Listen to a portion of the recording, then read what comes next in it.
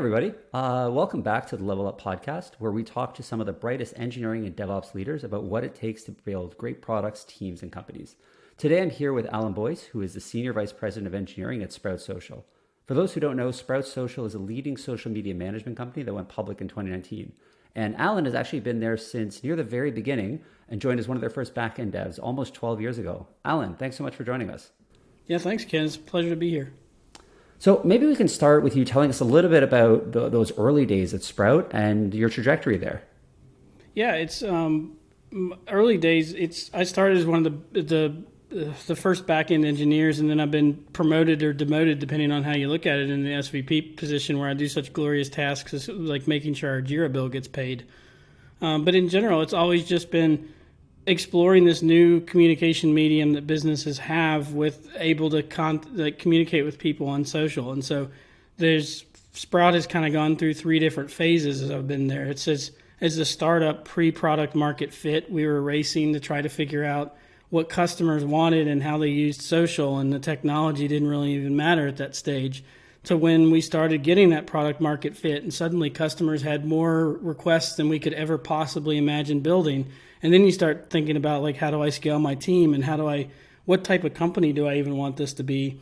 And I think the third phase was kind of going through the IPO process, and at the same time, social media started becoming mission critical for a lot of customers.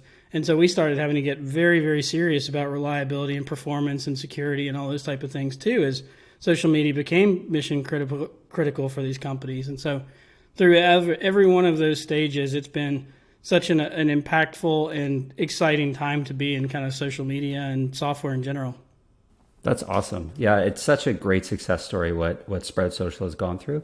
I was wondering, you talked about these three phases, right? There's the kind of like stumbling around pre-product market fit, trying to learn and validate quickly. There's the, hey, you have product market fit and trying to scale. And then there's the late stage, like now you're post-IPO and tightening down on things like security and compliance to be able to provide that mission critical experience for your users. I was wondering if you could talk to me about, like, are there different types of traits that engineering leaders need at those different phases in a company's growth? Yeah, it's such a good question. I think it's not so much the traits as it is the awareness that you're in those different phases. I talked to a lot of engineering leaders, and they're asking me questions like, do I do monolith or microservice? And I'm like, what stage are you? And they're like, it's pre-market fit. And I said, it doesn't matter. Like, it just go fast, like build things. And so I think it's like having to have that awareness. But if I were to pick any one trait that I think was consistent across every level, it's that adaptability. I saw a talk by Huggy Rao, who is a professor at Stanford. He said scaling is not replication, it's reinvention. And that's really, really stuck with me. Is like, as scaling an org, change is the only one constant. And so, like, the leaders have to be adaptable, and we have to be, like, willing and, like, able to embrace the chaos of that. Yeah, it's really interesting you touched on change is the only constant. We actually have that as one of our values at OpsLevel. My co-founder, John, and I saw this earlier before starting OpsLevel when we were at PagerDuty, that kind of growth trajectory, that there will always be new things happening, whether it's with your people or in the market or with your customers, or, the deal that you thought was for sure going to land doesn't, or the black swan event that would never ever happen did. I still remember like a dying outage in 2016 where the scar runs deep, and absolutely being able to be resilient and recognize that change is a constant is super important. What you mentioned, kind of different engineering decisions that people are trying to make and maybe doing that at the wrong phase. What are some ways that people can kind of like self-select or realize they maybe hit a tripwire here to say, like, hey, maybe we're asking the wrong question for the phase that we're in? Like, what are some strategies that you can think of around that? Yeah, I think it's about just having some open debates with folks from different parts of the organization and trying to figure out where the company is, and kind of up-leveling some of the conversations around the customer conversations and less about the technology. And so sometimes the technology is extremely important, but oftentimes I get the most inspiration from talking to finance, talking to marketing, talking to other types of roles even in a small org, to try to figure out, like, what are other leaders in my company struggling with, and does it align with mine? Because oftentimes, even though the department and the practices were completely, totally, utterly different, the leaders around me were struggling with the same core concepts. And so What were some of aligned those core concepts that were like relatable across all the different verticals, I guess I'll call it, or departments? I think a big part early in companies is just kind of information gathering. You start getting a lot of information from different customers. You get it pre-sales, you get it post-sales, you get feedback from existing customers, investors or have opinions. And it's really just trying to figure out, like, how are you going to filter all this noise? You don't have a lot of analysts, you don't have a lot of data yet, and there's just a tremendous amount of information. If you're lucky, you're getting a tremendous information, and then your second problem is in filtering all that information. And so it's like, how are we going to bundle all this information together? How are we going to weave this into some kind of like understanding of an ideal customer profile, or like how are we going to like sell this thing? How are we going to go to market with it? Is tied to some of the technology choices. And so it's just, what's the type of company we want to be, and what do we want to stand for as we do it, and how can we take the information that's coming at us at lightning speed and make sense of it all, I think is what every single leader is struggling with in an early company. For sure. Those latter points definitely resonate with me at OpsLevel. We're a Series A company, and going through a lot of those machinations now as we brought on our own first marketing leader and sales leader, and discussing a lot of those conversations. What were some strategies you had actually around, like, I empathize strongly with the idea that there's a lot of noise out there. How did you actually like distill it down to some of that signal?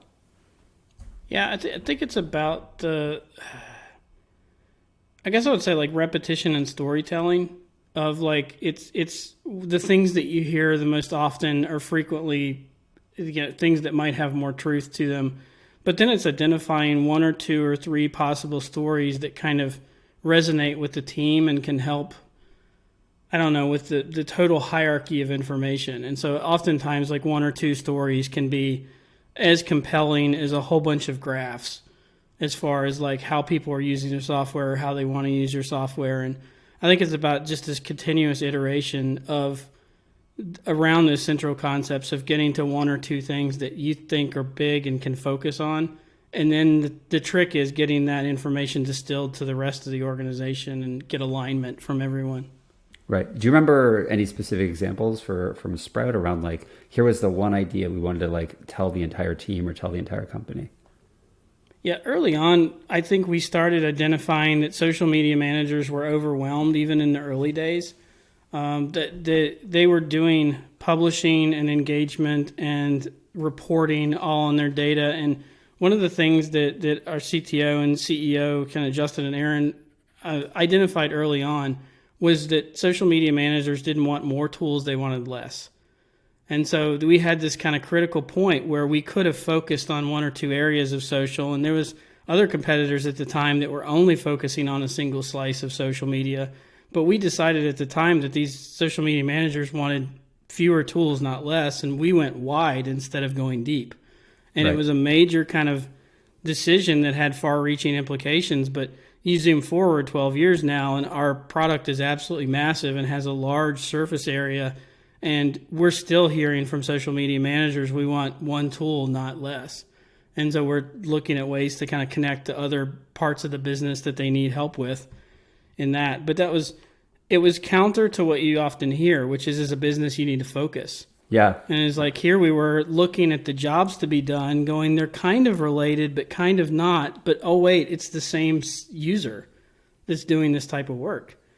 And so they don't want multiple tools. How can we help them out there? But it was pretty counter to everything we had heard up to that point.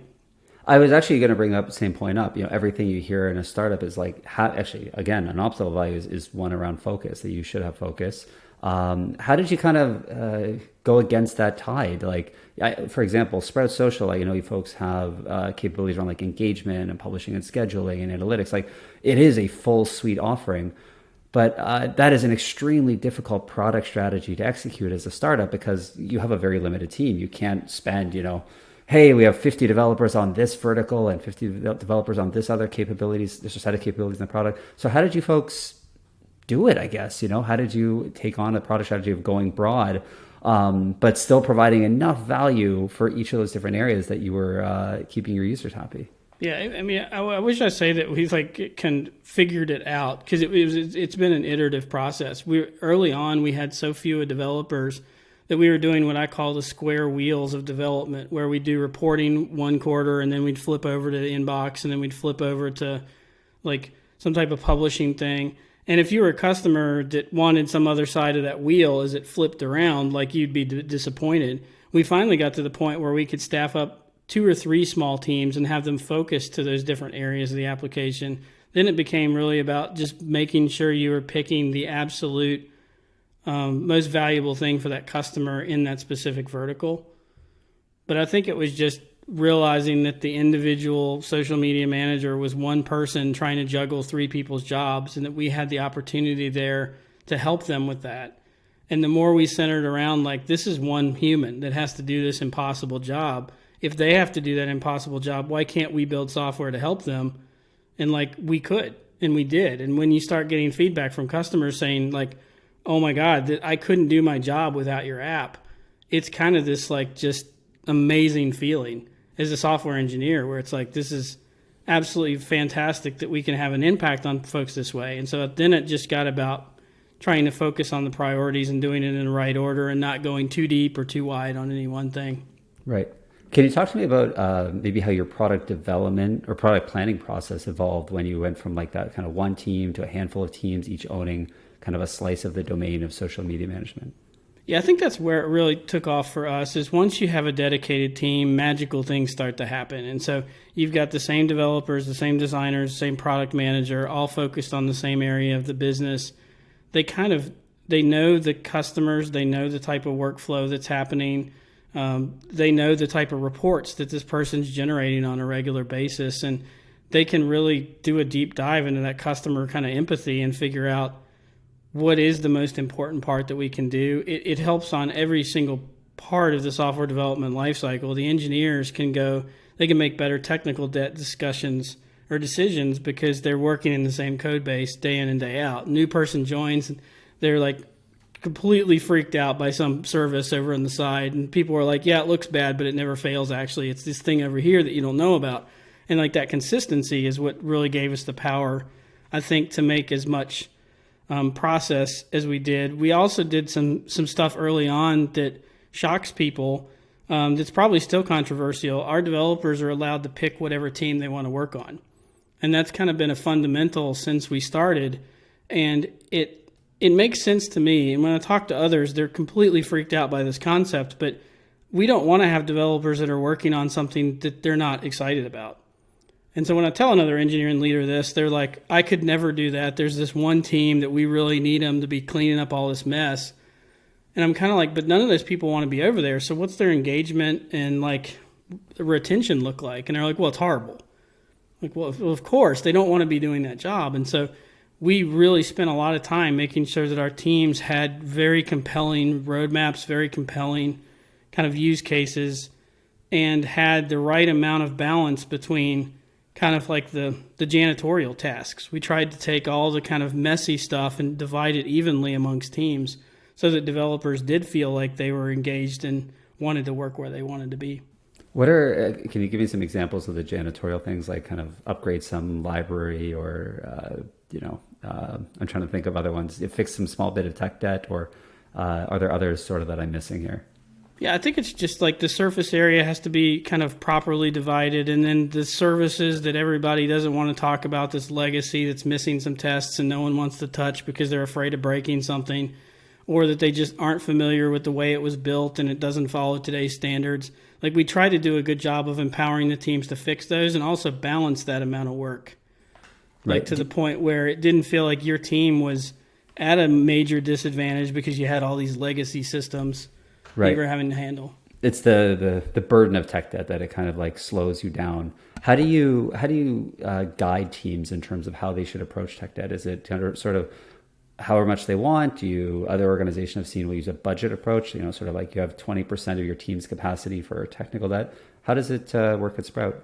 Yeah, that's an excellent question. I hear that all the time with the budget approach of, are you at 10%, are you at 20%? And I think the root of that is like, how much is it product versus engineering kind of discussion. Yep. And so the approach we've taken is to really deep dive on what we meant by tech debt and to break it into kind of different buckets, if you will. And so instead of debating 10% versus 15%, define what you mean. And a lot of times in engineers I talk to are combining concepts like uptime, performance issues, error rates into tech debt. For us, we consider that product work. If we have downtime and performance issues and error rates, that's affecting our customers in the same way that missing features do. Right. And so that kind of leaves us with, if we pull all that stuff out, now we have the concept of tech debt, which I think you have to deep dive further into. I define tech debt as intentionally cutting corners. If you unintentionally cut corners, then you have a different problem. It might be in capacity planning or architectural decisions or quality. And so instead of debating 10% versus 15%, because you're having capacity problems, because you're missing a capacity planning process, it's more like, wait a minute, let's just add a capacity planning process without calculating the percentage of time per week that meeting would add to it feels a little backwards to me. And so I think we define it and be very, very clear that all the things that traditionally were engineering only are product or type concerns. And then for the things that are intentionally cut corners, then we talk about like when we clean those up, or if we're cleaning up in a cut corner type situation, it was done because we had less confidence in the design we were selling than in the engineering architecture itself. And so we cut those corners because the risk was we built the wrong thing, not that we built it wrong. Right.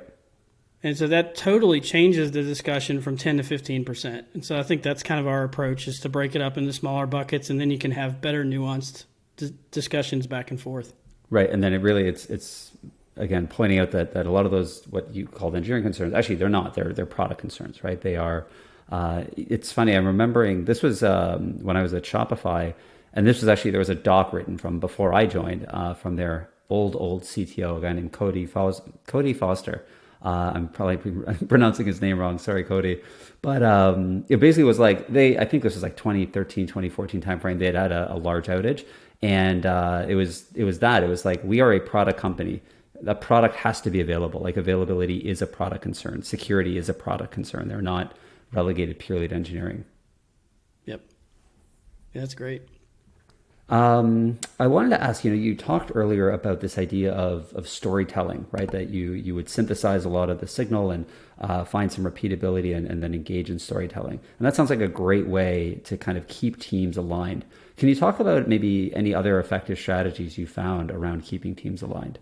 Oh, yeah. I mean, I think it's all the repetition and storytelling thing. I mean, the repetition is just, you have to say the same thing until you're sick of hearing it, and then you have to say it over and over and over again past that until your teams are sick of hearing it.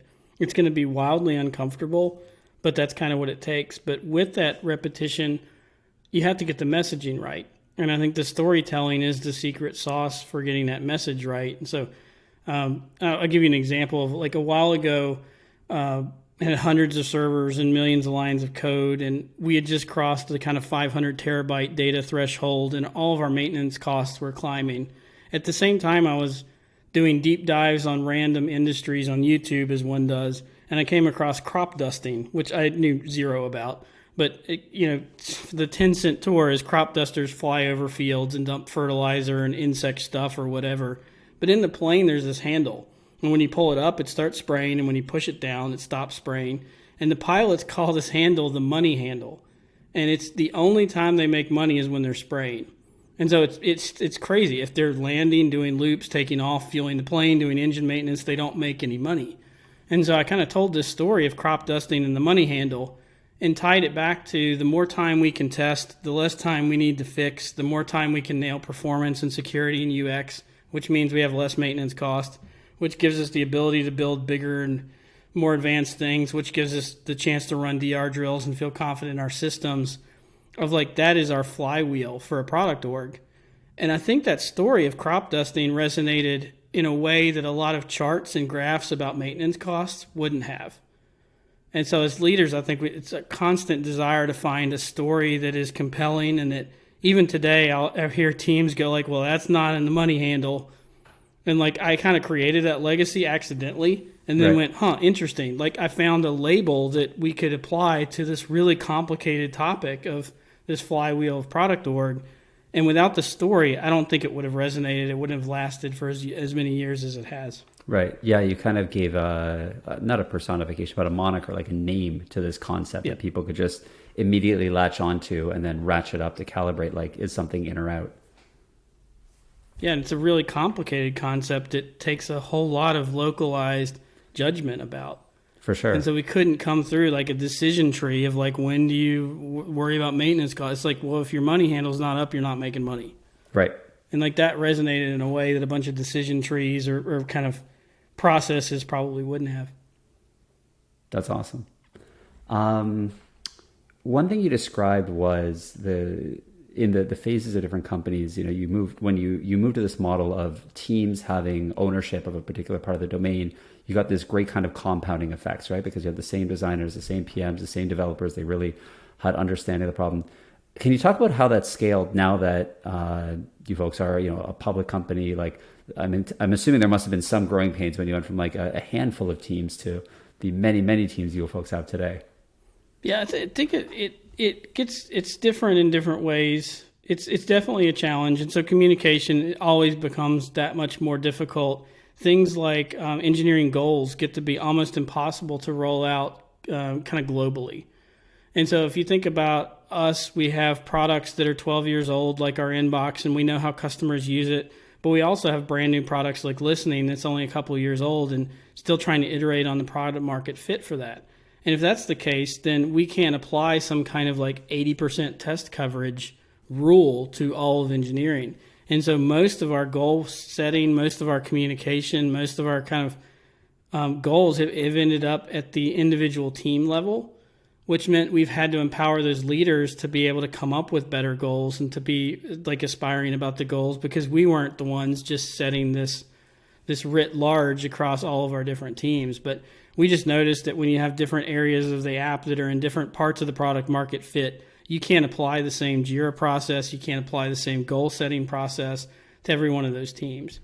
And so that's when folks join, they go like, what's your JIRA process look like? And I'm like, we have 34 teams, so we have probably 36 JIRA processes.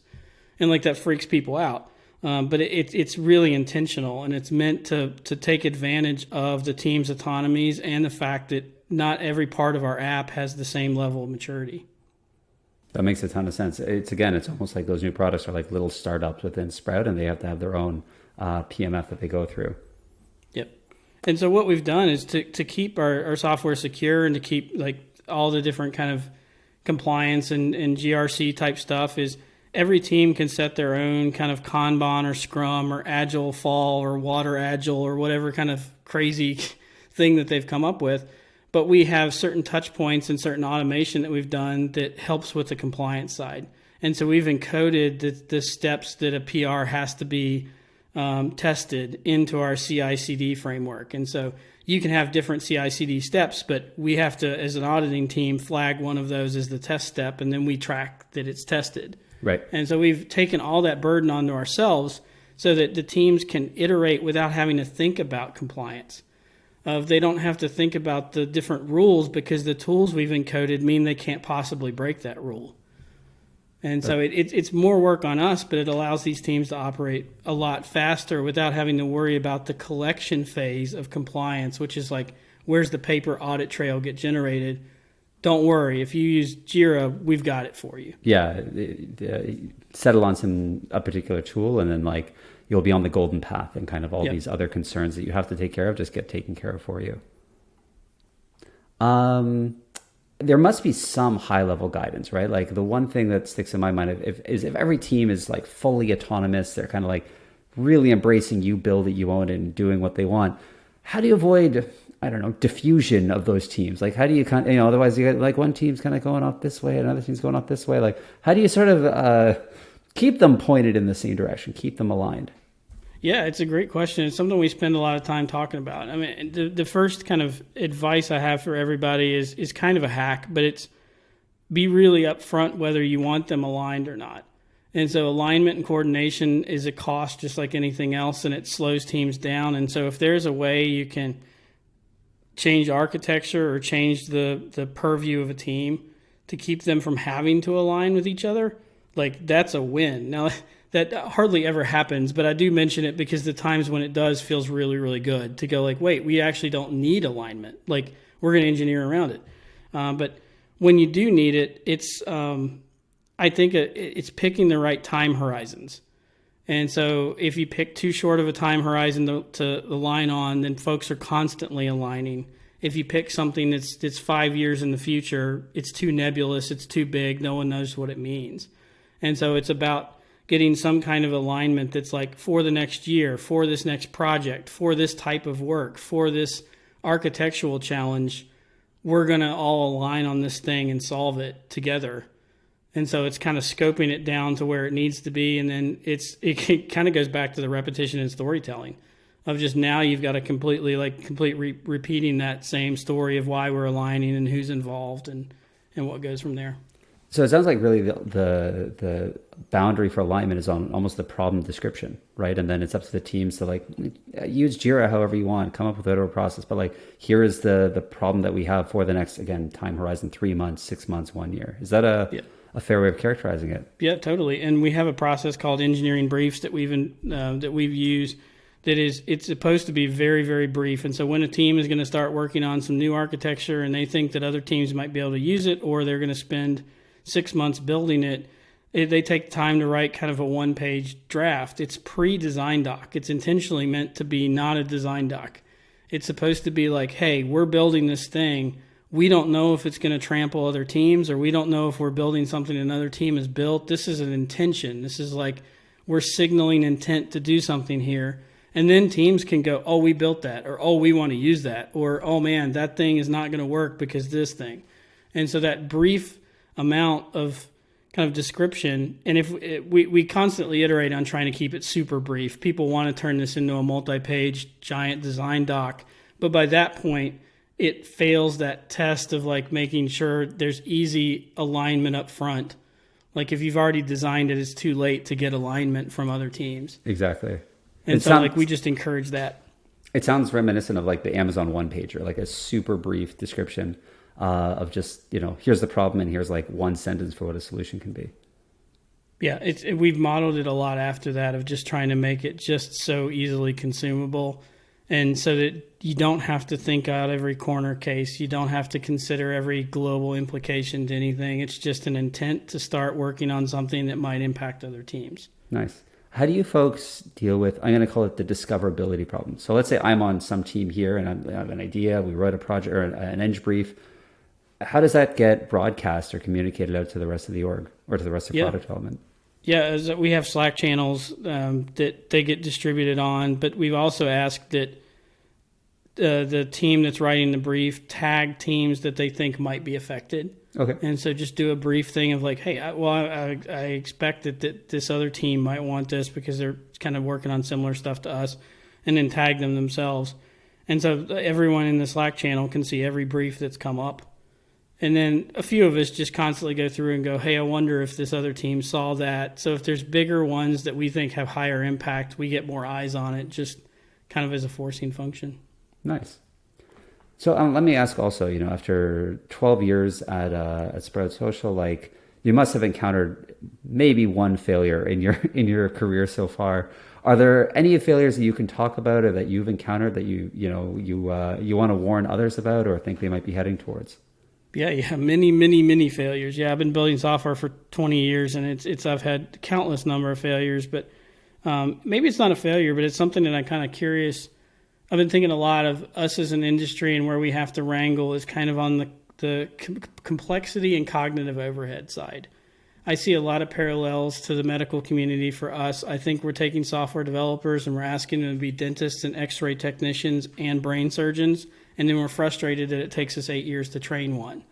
And this is manifesting in kind of SOC 2, FedRAMP, ISO 27000, and other compliance frameworks. It's manifesting in shift left on quality. It's the entire DevOps thing of like, yeah, you own it, you run it.